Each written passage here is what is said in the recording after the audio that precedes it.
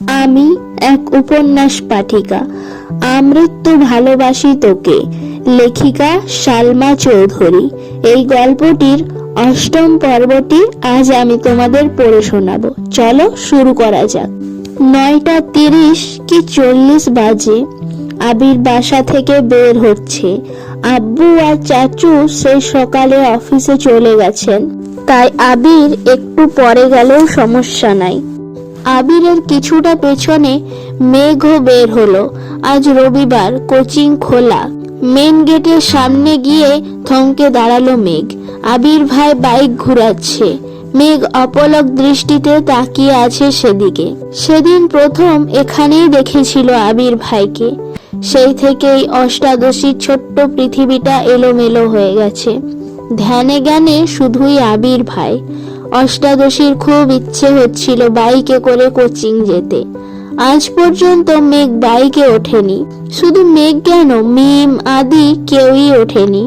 মেঘের খুব ইচ্ছে করে খোলা আকাশের নিচে বাইকে ঘুরবে, প্রকৃতির সৌন্দর্য বাতাস উপভোগ করবে।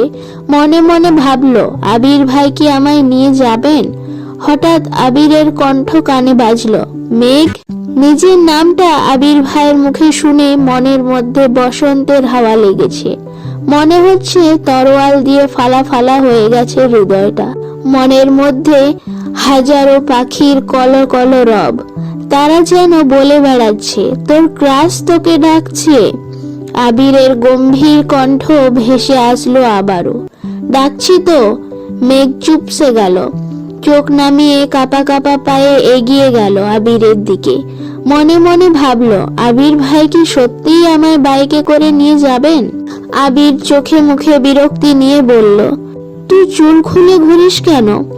মেঘ যেন আহস্মক হয়ে রইল। আবির কণ্ঠ দ্বিগুণ ভারী করে বলল, আজকের পর থেকে যেন তোকে বাহিরে কোথাও চুল খোলা না দেখি। যদি আর একদিন তোকে এভাবে দেখি, তাহলে এমন থাপ্পড় দিব তোর গাল থেকে থাপ্পড়ের দাগ 1 মাসও যাবে না। ছোটবেলার মাঠটা আশা করি ভুলিস নাই। এতটুকুন বলেই আবির হেলমেট পরে বাইক স্টার্ট দিয়ে চলে গেল। মেঘের মাথায় আকাশ ভেঙে পড়ল। কয়েক মুহূর্ত নিস্তব্ধ হয়ে রইল। মেঘ নিজের প্রতি নিস্পৃহায় শ্বাস ফেলল। আবির ফিরে আসার পর থেকে মেঘ উদ্বেলিত। ক্রাশ খাওয়া, প্রেম প্রেম অনুভূতি সবটাতেই যেন পানি, আরে না না, বরফ ঢেলে দিয়ে গেল আবির ভাই।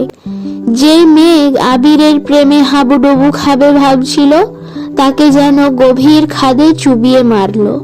মনে পড়ে গেল ছোটবেলার আবিরের মারের কালো অধ্যায়। ছোটবেলায় আবিরই মেরেছিল শুধু তাকে। আজ পর্যন্ত মা বাবা এমনকি তানভীর এত ধমকায়, সেও কোনোদিন মেঘের গায়ে হাত তোলেনি। এত বছর পর আবির ভাই ফিরল। আবির ভাইকে দেখে মেঘ পুরনো সবকিছু ভুলে নতুন ভাবে আবির ভাইকে নিয়ে ভাবনা শুরু করেছিল সবেমাত্র। সে ভাবনায় আগুন জ্বালিয়ে চলে গেল বেটায়। আহত চোখে তাকিয়ে রইল কতক্ষণ। আচমকা রক্ত জবার ন্যায় চোখ দুটো ভেঙে হু হু করে কান্না উঠল মেঘের। হু হু করে কেঁদে উঠল মেঘ। এই কান্না কতক্ষণ স্থায়ী হলো তা জানা নেই। হঠাৎ বন্যার কলে কিছুটা কেঁপে উঠল মেঘ। ফোন রিসিভ করতেই বন্যা বলল, কিরে তুই আসবি না? মেঘ কথা না বলেই কেটে দেয় কল। মেঘের গাল চুপচুপে ভিজে আছে। তারপর হাতের উল্টো পিঠ দিয়ে চোখ দুটো মুছে গাড়ির দিকে যায়। বেশ কিছুক্ষণ পর কিছুটা স্বাভাবিক হলো মেঘ। মনে মনে ক্ষুব্ধ হলো। গাড়িতে বসে বসে ফুঁসছে রাগে। এসির মধ্যে বসেও যেন কপালে ঘাম ঝরছে মেয়েটার। রাগে ক্ষোভে ওষ্ঠ উল্টানো। মনে মনে স্থির করলো, আর কখনোই আবির ভাইকে নিয়ে ভাববে না। আবির ভাই সত্যিই হিটলার। তা না হলে আমার মতো নিষ্পাপ মেয়েটাকে শুধু শুধু মারার চিন্তা করতে পারে? আমি ওনার কোন পাকা ধানে মই দিয়েছি? অভিমানী কণ্ঠে মনে মনে ভাবলো মেঘ। এসব ভাবতে ভাবতে কোচিং এ পৌঁছে গেল। ক্লাস শুরু হয়ে গেছে 10 মিনিট আগে। বন্যা জায়গা রেখেছিল, তাই বন্যার পাশেই বসলো। একটা ক্লাস শেষ হওয়ার পর আরেকটা ক্লাসের স্যার আস্তে আস্তে বন্যা মেঘকে ফিস ফিস করে বলল, কিরে আসতে এত দেরি হলো কেন? আর তুই না আমাকে তোর ক্লাস বয় আবির ভাইয়ের ছবি দেখাবি বলেছিলি, কই দেখা? মেঘ করুণ দৃষ্টিতে তাকালো বন্যার দিকে, তারপর গম্ভীর কণ্ঠে উত্তর দিল, প্রথমত ওনার জন্য আমার আসতে দেরি হয়েছে, দ্বিতীয়ত ক্রাশ শব্দটা মনের মধ্যে চাপা পড়ে মরে গেছে। শুধু শুধু আমার জীবন থেকে 3টা দিন নষ্ট করলাম। এখন থেকে আমি শুধু পড়াশোনা করব, অন্য কিচ্ছু ভাববো না। মেঘের কথাগুলো বন্যা মনোযোগ দিয়ে শুনলো, তারপর সশব্দে হেসে উঠল বন্যা। মেঘ তীক্ষ্ণ দৃষ্টিতে তাকিয়ে আছে বন্যার দিকে। বন্যা আবার আস্তে আস্তে ধীর কণ্ঠে বলল, আমি সেদিনই বলেছিলাম এসব গ্রাস ট্রাস কিছু না, পড়াশোনায় মনোযোগ দে। ঠিক হলো তো আমার কথা? এর মধ্যেই স্যার ক্লাসে আসছেন। দুজনেই ক্লাসে মনোযোগ দিল।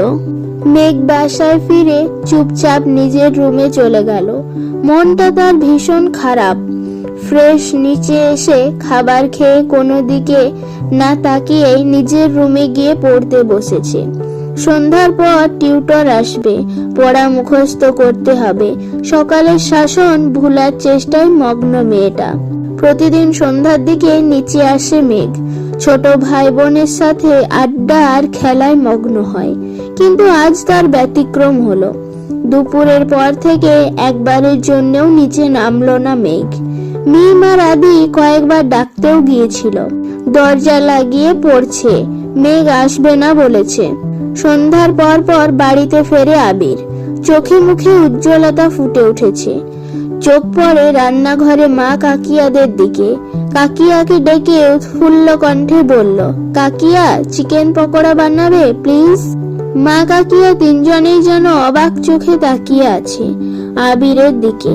ছেলেটা মুখ ফুটে কিছুই চায় না কখনো, খাওয়া নিয়েও কখনো নাক সিটকায় না, পছন্দের খাবারের নামও জানে না কেউ।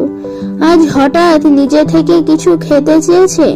কাকিয়া হাসি মুখে বলল, তুমি ফ্রেশ হয়ে আসো, আমি রেডি করছি। আবির স্বাভাবিকভাবে রুমের দিকে চলে গেল। করিডোরে যাওয়ার পথে কানে আসলো মেঘের পড়ার শব্দ। অনর্গল পড়ছে মেয়েটা, শ্বাসও নিচ্ছে না মনে হয়।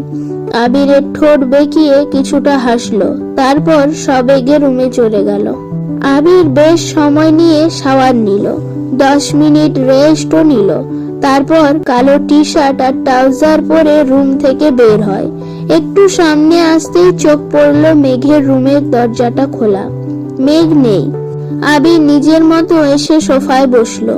ভাইকে দেখে মিম আর আদি আগেই ছুটে পালালো, না হয় এসেই বলবে পড়াশোনা নাই। আবিরকে মালিহা খান কফি দিলেন। আবির কফি খেতে খেতে তানভীরকে কল দিল, কই তুই? তানভীর, আমি তো পার্টি অফিসে ভাইয়া, কোনো দরকার? আবির, কাজ না থাকলে তাড়াতাড়ি বাসায় আয়। তানভীর ভয়ে ভয়ে জিজ্ঞেস করলো, কিছু হয়েছে ভাইয়া? আবির সশব্দে হেসে বলল, দূর কিচ্ছু হয়নি, চিকেন পকোড়া বানাচ্ছে কাকিয়া, খেলে তাড়াতাড়ি আয়। তানভীর, আচ্ছা আসছি। কথাগুলো না শুনলেও আবিরের হাসির শব্দ ঠিকই কানে এসেছে পড়ার রুমের বসা অষ্টাদশীর। বুকটা সঙ্গে সঙ্গে কেঁপে উঠল। নিজেই নিজেকে প্রশ্ন করলো, আবির ভাইয়া হাসছেন? উনি বাসায় ফিরেছেন? তৎক্ষণাৎ মনে পড়ে গেল সকালের ঘটনা। সাথে সাথে মুখটা কালো করে পড়া রিভিশন দেওয়ায় ব্যস্ত হলো মেঘ। তানভীর ফিরেছে 5-7 মিনিট হবে। ফ্রেশ হয়ে নিচে এসেছে। এতক্ষণে চিকেন পকোড়া হাজির হলো সামনে। ফ্রিজ থেকে বের করে কিছু রান্না করা সময় সাপেক্ষ ব্যাপার, তা তাদের জানাই আছে। এজন্য ধৈর্য নিয়েই বসে বসে ফোন ঘাঁটছিল আবির। দুই ভাই আপন মনে গল্প করে পকোড়া খেতে ব্যস্ত। এদিকে মেঘ অপেক্ষা করছে টিউটরের আসার জন্য। 40 মিনিট লেট, এখনো আসছে না। কি করবে বুঝতে পারছে না। পড়ছে, কিছুক্ষণ হাবি জাবি ভাবছে, আবার পড়ছে। তানভীর হঠাৎ ডাকলো, মেঘ এদিকে আয়। মেঘ ভাইয়ের ডাক শুনে কিছুটা কেঁপে উঠল। তারপর পড়ার রুমের দরজায় দাঁড়ালো। হালকা গোলাপি রঙের জামা পরেছে, মাথায় ওড়না দেওয়া, পেট পিঠ সবটাই ওড়না দিয়ে ঢাকা। অনেক স্নিগ্ধ লাগছে মেঘকে। আবির তখনও সশব্দে হাসছে। তানভীর ভাইয়া আর আবির ভাই নিজেদের মধ্যে করায় ব্যস্ত। মেঘ দরজায় দাঁড়িয়ে আবির ভাইয়ের হাসিতে মগ্ন। 3 দিনেও এই মানুষটাকে এতটা প্রফুল্ল দেখেনি সে। বরাবরই যেন গম্ভীর। সেই বাইক কেনার দিন একটু হেসে হেসে কথা বলার চেষ্টা করেছিল। সেই হাসিতেই ক্রাশ খেয়েছিল মেঘ। আজকের হাসি ঘায়েল করে দিল মেঘকে। চোখ সরাতে চেয়েও সরাতে পারছে না।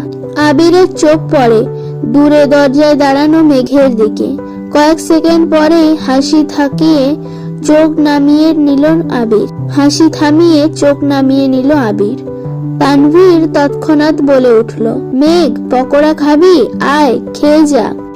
মেঘ যেন বড়সড় টাস্কি খেলো। ভাইয়া তাকে খাবার খেতে ডাকছে। এতগুলো বছরে এরকম ঘটনা তার সাথে কখনো ঘটেনি। তানভীর আবার ডাকলো, আয়, খেয়ে যা, পরে পড়তে বসবি, নে।